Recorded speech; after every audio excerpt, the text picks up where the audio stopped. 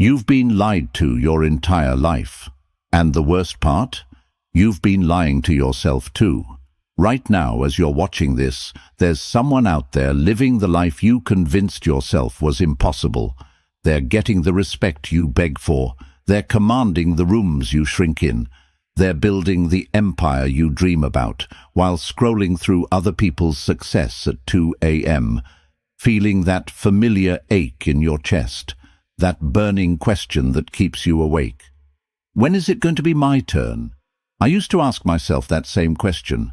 I used to watch people half as smart as me get twice the opportunities. I used to wonder why I was always the one explaining, justifying, proving my worth to people who wouldn't recognize talent if it slapped them across their mediocre faces. I felt that rage, that white-hot fury when you realize you've been playing a game where the rules were designed to keep you losing. But here's what changed everything for me, and it's going to change everything for you. The game isn't rigged against you. You just never learned the real rules. While you were being taught to be nice and wait your turn, others were learning how power actually works. They were studying the psychology of influence while you were studying how to be likable. They were building unshakable confidence while you were building elaborate apologies for existing. The truth that nobody wants to tell you? The reason you're not where you want to be isn't because you're not good enough. It's because you're still asking permission from people who will never give it to you. You're still waiting for someone else to validate what you already know about yourself. You're still playing by rules that were written by people who needed you to stay exactly where you are. But what if you stopped asking? What if you stopped waiting? What if you stopped being the victim of other people's insecurities and started being the architect of your own inevitable rise? Because that's exactly what's about to happen. In the next few minutes, you're going to learn the 7 psychological principles that separate the people who get everything they want from the people who get what they're given. You're going to understand why some people command respect without demanding it, why some people get opportunities without begging for them, why some people live like kings while others serve like subjects. This isn't theory. This isn't motivation. This is surgical precision applied to the mechanics of human psychology. By the time you finish watching this, you won't just think differently. You'll move differently, speak differently, exist differently in every room you enter. Now, I want you to drop this affirmation in the comments. I'm no longer asking. I am choosing. Type it like you mean it, because after today, asking permission will feel like betraying yourself. Number 1. Your mouth is your enemy. I learned this lesson the hard way when I was 23, sitting in a conference room full of people who made more money in a month than I made in a year. I was so desperate to prove I belonged there that I filled every pause with nervous chatter, every silence with desperate attempts at wit. I thought participation meant talking. I thought value meant volume. I was wrong, devastatingly, embarrassingly wrong. The most powerful person in that room barely said 10 words the entire meeting. But when he spoke, everyone leaned forward. When he asked a question, the temperature shifted. When he remained silent while others rambled, you could feel them slowly realizing they were revealing too much, saying too much, showing too much of their hand. That's when it hit me. Your mouth is your enemy. Every word you speak is information you're giving away for free. Every explanation you offer is a weakness you're advertising. Every time you fill an uncomfortable silence, you're telling the room that their comfort matters more than your power. Silence makes people terrified because it forces them to confront what they're really thinking. When you stop rushing to fill every pause, something beautiful happens. People start projecting their fears onto your quiet confidence. They assume you're judging them, evaluating them, seeing through their masks. And here's the devastating truth: you are. While they're talking, they're showing you exactly who they are. They're revealing their insecurities, their desperation, their pressure points. But when you're always talking, you're the one being dissected. You're the one showing your cards while they keep theirs hidden. Machiavelli once said, "Everyone sees what you appear to be. Few experience what you really are." Your silence creates a canvas where people paint their own version of your thoughts, your judgments, your power. They fill your silence with their own fears, and suddenly you're not just another person in the room. You're the person everyone is trying to impress. I started practicing this immediately. Instead of jumping into conversations, I started observing them. Instead of proving I was smart, I started letting others prove they weren't as smart as they thought. Instead of competing for airtime, I started controlling the rhythm of every interaction simply by choosing when my words were worth the room's attention. The transformation was immediate and undeniable. People started coming to me for my opinion, instead of me desperately offering it. They started working harder for my approval because I stopped giving it away for free. They started wondering what I was thinking because I stopped thinking out loud. Here's what nobody tells you about silence. It's not just the absence of sound. It's the presence of power. The person who can sit comfortably in silence while others squirm is the person who controls the energy of the room. They don't need to speak to lead. They don't need to explain to influence. They don't need noise to command attention. Silence isn't the absence of power. It's the proof that you don't need noise to control the room. Number 2, your feelings are not your facts. 2 years ago, someone I trusted completely destroyed me. Not physically, not financially, but emotionally. They took everything I had shared with them in confidence and used it as ammunition in a room full of people whose respect I desperately wanted. I sat there, listening to my private struggles being twisted into public entertainment, feeling that familiar burn of humiliation crawling up my throat. My first instinct was to explode, to defend myself, to explain what really happened, to make them understand how wrong they were, how much they had hurt me, how betrayed I felt. I wanted to scream until my voice gave out.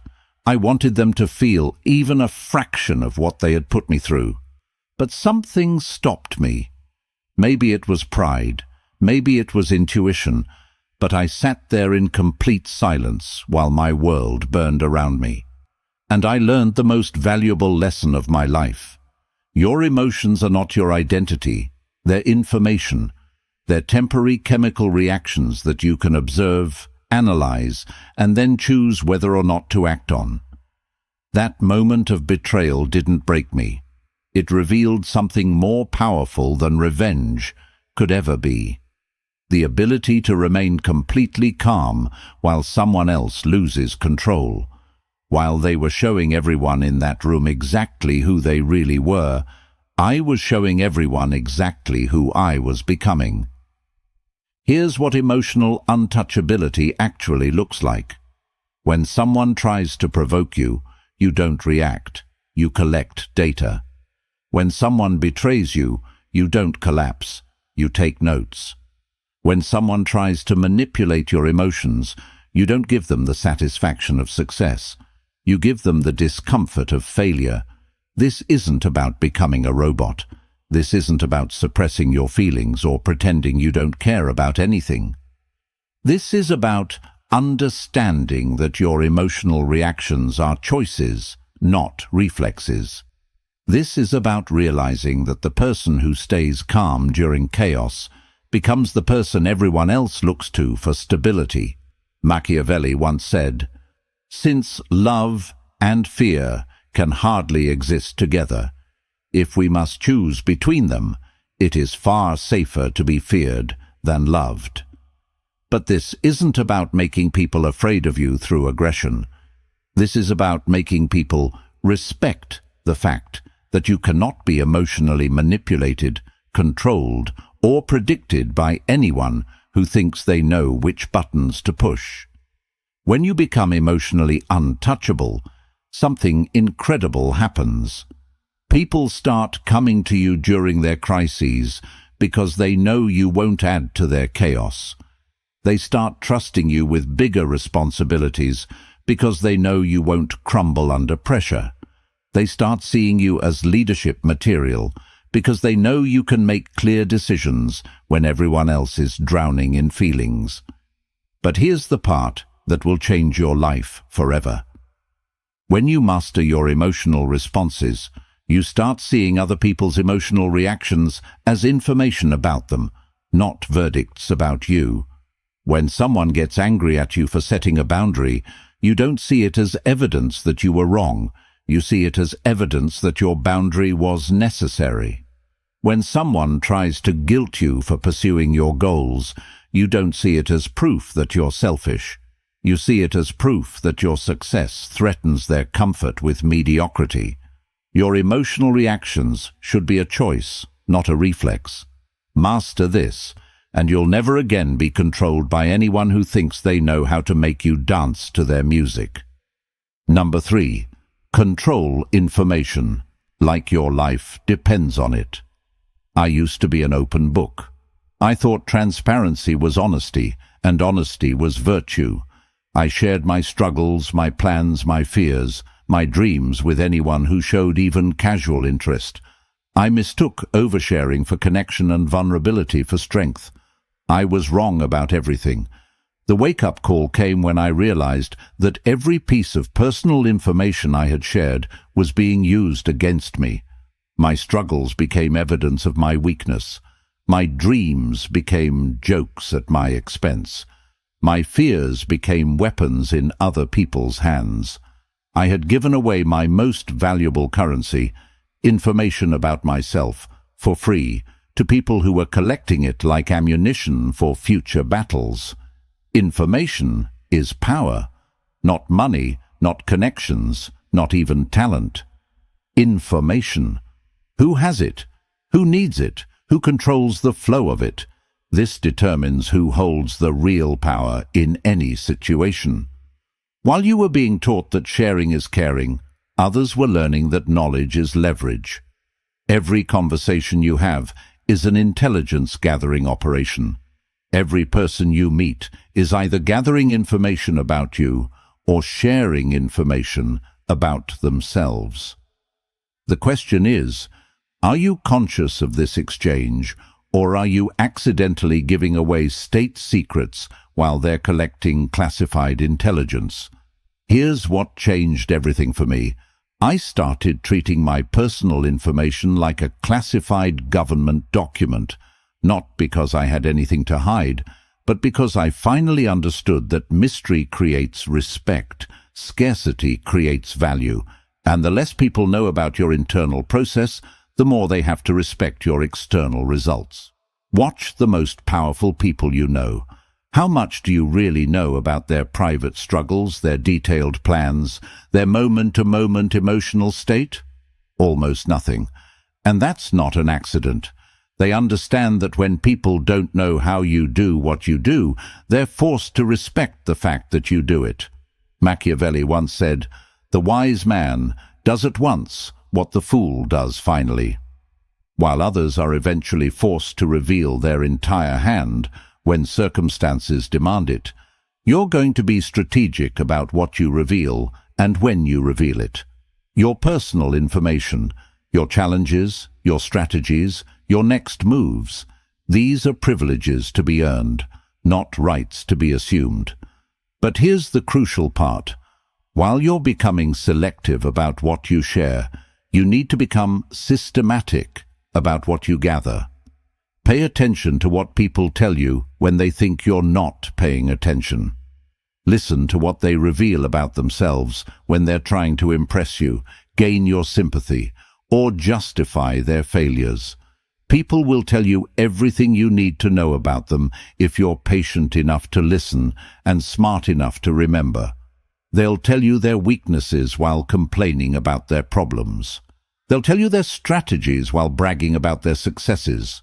They'll tell you their fears while explaining why they can't do what you're doing. This isn't manipulation. This is awareness. This isn't taking advantage. This is paying attention. When you understand people's motivations, their pressure points, their deepest needs, you can create value for them in ways that serve your goals too. When you control information, you control options. When you control options, you control outcomes. Information isn't meant to be hoarded forever. It's meant to be deployed at exactly the right moment for maximum impact. Learn this, and you'll never again be surprised by someone else's moves, because you'll have seen them coming long before they made them. Number 4, make yourself irreplaceable through ruthless competence. I spent 3 years being the nicest person at every job I ever had. I was agreeable, accommodating, always willing to help, never causing problems, flying under the radar, and hoping that someone would notice how pleasant I was to work with. I thought job security came from being liked. I thought getting ahead meant not making waves. Then I watched someone half as nice, but twice as competent, get promoted over me. Again, and again. And that's when I realized the brutal truth that nobody wants to tell you. Nice doesn't make you necessary. Agreeable doesn't make you valuable. Being easy to work with doesn't guarantee anything except being easy to replace. You know what does? Being so undeniably good at what you do that replacing you would cost more time, money, and risk than keeping you around and paying you exactly what you're worth, even when you're demanding respect, setting boundaries, and refusing to accept treatment that doesn't match your value. This was the most painful lesson I ever learned, because it required me to admit that I had been using likability as a substitute for competence. I had been hoping that being pleasant would somehow compensate for being ordinary. I had been trying to secure my position through personality instead of performance. Competence is your insurance policy against other people's moods, preferences, and changing loyalties. When you're irreplaceably good at something important, people have to deal with you as you are, not as they wish you were.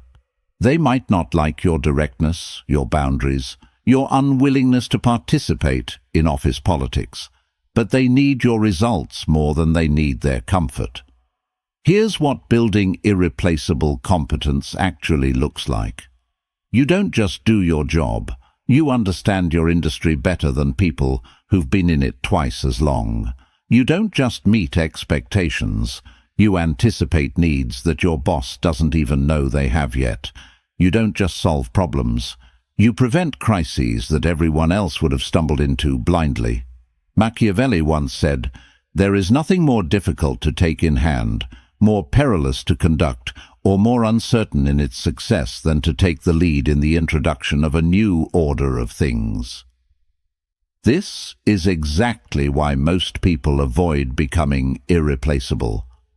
It requires taking risks, challenging existing systems, proposing better ways of doing things. It requires the courage to be wrong sometimes in exchange for the possibility of being extraordinarily right. But here's what happens when you commit to this level of competence.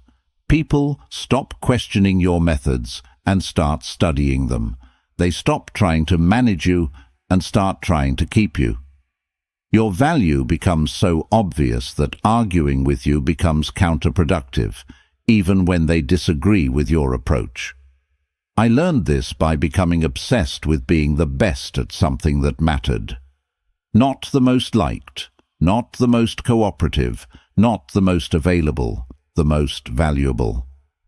I studied every aspect of my field until I knew things that people with decades more experience didn't know. I solved problems that had been accepted as just how things are. I made myself the person who made everything around them function better, smoother, more profitably. The transformation was immediate and undeniable. Suddenly, people who used to dismiss my opinions were asking for my advice. People who used to see me as replaceable were offering me better opportunities. People who used to take me for granted were competing to keep me around. When you reach this level, something beautiful happens. You stop competing with other people and start competing with previous versions of yourself. You stop worrying about job security and start choosing between opportunities. You stop asking for raises and start negotiating partnerships.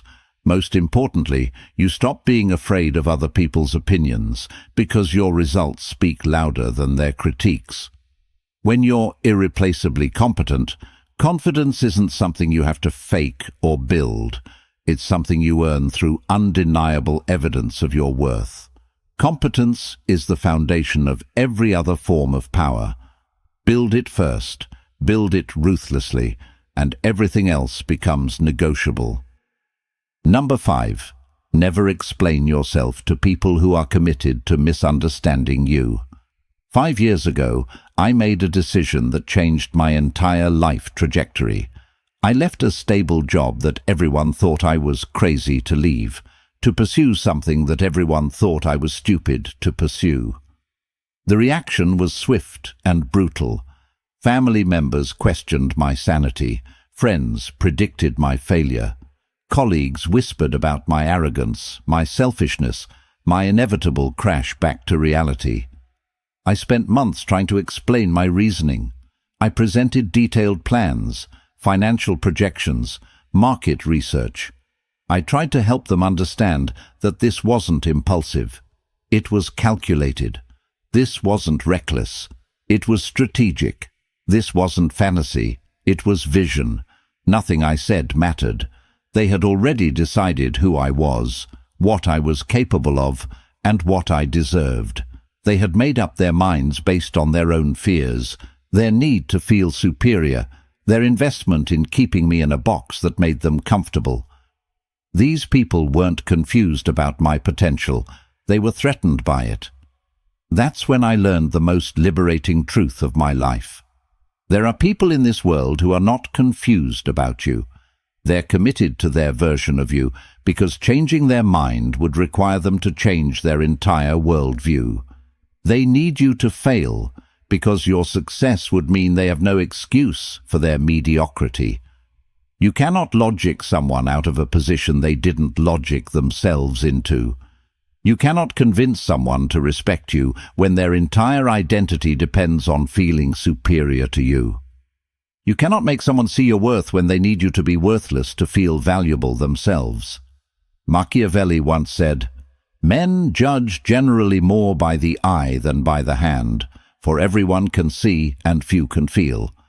Everyone sees what you appear to be. Few experience what you really are." The people committed to misunderstanding you aren't interested in experiencing who you really are. They're interested in maintaining their version of who you appear to be, regardless of evidence to the contrary. Here's what changes everything when you stop explaining yourself to people who aren't genuinely trying to understand you. You free up enormous amounts of mental and emotional energy. Energy that you can redirect toward building relationships with people who recognize your worth instinctively, creating work that speaks for itself, developing skills that make their opinions completely irrelevant. The people who love you won't need lengthy explanations of your choices. They'll trust your judgment even when they don't understand your strategy. The right opportunities won't require you to convince anyone that you deserve them. Your qualifications will open doors before you even knock. The right relationships won't demand that you shrink yourself to make others comfortable with their own limitations. This doesn't mean you become arrogant or dismissive of all feedback. It means you become ruthlessly selective about whose opinions actually matter, whose understanding is worth pursuing, whose approval is worth earning. Not everyone's opinion of you deserves your attention, and certainly not everyone's misunderstanding of you deserves your correction. When someone shows you through their words, their actions, their persistent refusal to see evidence that contradicts their predetermined opinion of you, that they're committed to misunderstanding you, believe them, and then redirect your energy toward people who are committed to understanding you, supporting you, growing alongside you. Your worth doesn't decrease based on someone else's inability to see it. Your value doesn't diminish because someone else is invested in underestimating it. Stop giving people who've already made up their minds about you the power to make you doubt what you know about yourself. Some people need you to be small so they can feel big. Don't give them what they need. Give them what they've earned. Absolutely nothing. Number 6. Build systems, not dependencies. I used to think freedom was a feeling, that rush of possibility when you imagined escaping all your current constraints, all your current responsibilities, all your current limitations. I thought freedom meant not having to answer to anyone, not having to show up anywhere, not having to do anything you didn't feel like doing in any given moment. I was confusing freedom with chaos. Real freedom isn't the absence of structure. It's the presence of structures that serve your goals instead of other people's agendas. It's building systems that work whether other people participate or not, that generate results whether other people approve or not, that create value whether other people recognize it or not. Most people build their entire lives around other people's schedules, other people's decisions, other people's moods. Their happiness depends on their boss's approval. Their income depends on their employer's budget. Their self-worth depends on their partner's validation. Their social life depends on other people's availability. They've created elaborate networks of dependency and called it connection. This isn't connection. This is voluntary imprisonment with better marketing. When your emotional stability, your financial security, your sense of purpose, your daily schedule all depend on other people's consistency, you're not living your life. You're borrowing it from people who can revoke your access at any moment.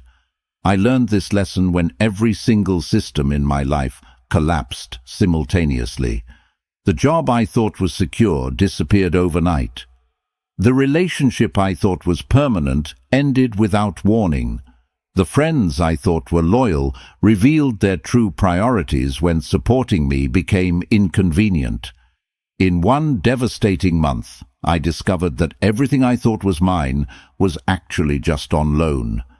That crisis became the greatest gift of my life because it forced me to ask the question that changed everything. What would my life look like if it didn't depend on anyone else's consistency, approval, or participation? Machiavelli once said, "Everyone wants to go to heaven, but nobody wants to die. Everyone wants independence, but nobody wants to pay the price of building it. That price is temporary discomfort, delayed gratification, and the discipline to build something sustainable instead of something immediately satisfying." Building systems requires thinking in longer time horizons than most people are comfortable with. It means creating multiple streams of income instead of depending on one paycheck. It means developing skills that travel with you instead of depending on one company's training programs. It means building your own validation systems instead of depending on other people's praise. It means creating your own schedule instead of living by someone else's calendar. This isn't selfishness. This is strategic thinking. This isn't isolation. This is independence. When you have systems, you can engage with people from a position of choice rather than need. You can collaborate without compromising. You can commit without surrendering control. Here's what happened when I committed to building systems instead of dependencies. I stopped being afraid of other people's moods because my emotional stability didn't depend on their approval. I stopped being afraid of economic uncertainty because I had developed multiple valuable skills and income sources. I stopped being afraid of relationship changes because my self-worth wasn't built on someone else's presence in my life. Systems create options. Options create power. Power creates freedom. When you have systems, you don't need to tolerate disrespect, accept unfair treatment, or compromise your values for security. You can walk away from situations that don't serve you because you've built alternatives that do. Dependencies make you negotiable. Systems make you sovereign. The choice is yours, but choose quickly. Every day you spend building someone else's system is a day you're not building your own. Number 7. Embrace strategic ruthlessness. This is where we separate the people who want to feel powerful from the people who want to be powerful. This is where we distinguish between those who collect motivational quotes and those who make decisions that actually change their lives. This is where most people stop reading because they're not ready to hear what real power requires. 3 years ago, I had to fire my best friend. Not from a job, from my life. We had grown up together, shared everything together, built dreams together. But somewhere along the way, our paths diverged. I was growing, building, creating. They were stagnating, complaining, draining. Every conversation became them explaining why their life wasn't working, while expecting me to fix problems they weren't willing to solve. I kept making excuses for them because I confused loyalty with enabling. I kept giving them my time, my energy, my emotional availability, because I confused friendship with obligation. I kept supporting their mediocrity because I confused kindness with stupidity. The wake-up call came when I realized that every hour I spent listening to their problems was an hour I couldn't spend solving my own challenges. Every piece of energy I gave to their drama was energy I couldn't invest in my goals. Every emotional resource I wasted on their chaos was a resource I couldn't give to people who actually deserved it. Strategic ruthlessness isn't cruelty. It isn't hurting people for sport or taking more than you need just because you can. It's the willingness to prioritize your goals over other people's comfort, your growth over other people's expectations, your truth over other people's illusions about what you should be or do or want. It's saying no to people you care about when what they're asking for doesn't align with where you're going. It's ending relationships that drain your energy, even when those people aren't bad people. They're just not your people anymore. It's making decisions that disappoint people who were counting on you to stay small, safe, predictable. Machiavelli once said, "Since a prince cannot use this virtue of liberality without harm to himself, he should not mind being called miserly. In time he will be thought more liberal, when people see that his parsimony has made his revenues sufficient." Sometimes you have to be stingy with your time, your energy, your attention, your emotional availability in order to have enough left over for the things and people that truly matter. Most people avoid strategic ruthlessness because they confuse it with meanness. They think being ruthless means being cruel, but that's not strategy. That's just poor impulse control. Real strategic ruthlessness is calculated, purposeful, and often surprisingly kind in its long-term effects. Sometimes the most ruthless thing you can do is refuse to enable someone's weakness. Sometimes the kindest thing you can do is disappoint someone in the short term to help them grow in the long term. Sometimes the most loving thing you can do is remove yourself from someone's life, so they're forced to develop the strength they'll never build while you're carrying them. Your resources, time, energy, money, attention, are finite. Every yes to one thing is a no to something else. Every hour you spend on someone else's priority is an hour you can't spend on your own. Every piece of emotional energy you waste on people who drain you is energy you can't give to people who deserve it. The people who achieve extraordinary things aren't necessarily more talented, more connected, or luckier than everyone else. They're more willing to make decisions that other people aren't willing to make. They're more comfortable with other people's temporary disappointment in exchange for their own long-term satisfaction. Strategic ruthlessness is what allows you to build the life that other people wish they had the courage to build. It's what separates the people who dream about change from the people who create it. It's what transforms you from someone who reacts to life into someone who designs it. Rejection doesn't break you. It reveals where your loyalty still belongs to weakness. The untouchable truth. I want you to understand something that will change how you see yourself forever. You are not broken. You are not behind. You are not too late, too old, too inexperienced, too damaged, or too anything to become exactly who you're supposed to become. You have been systematically programmed to believe that your natural desire for respect, success, recognition, and power is somehow wrong, selfish, or unrealistic. You have been convinced that wanting more than what you currently have makes you ungrateful, that setting boundaries makes you difficult, that prioritizing your goals makes you selfish. These are lies designed to keep you manageable, controllable, and predictable. These are psychological chains that you can remove the moment you decide you're tired of wearing them. Everything I've shared with you today comes down to one fundamental understanding. You are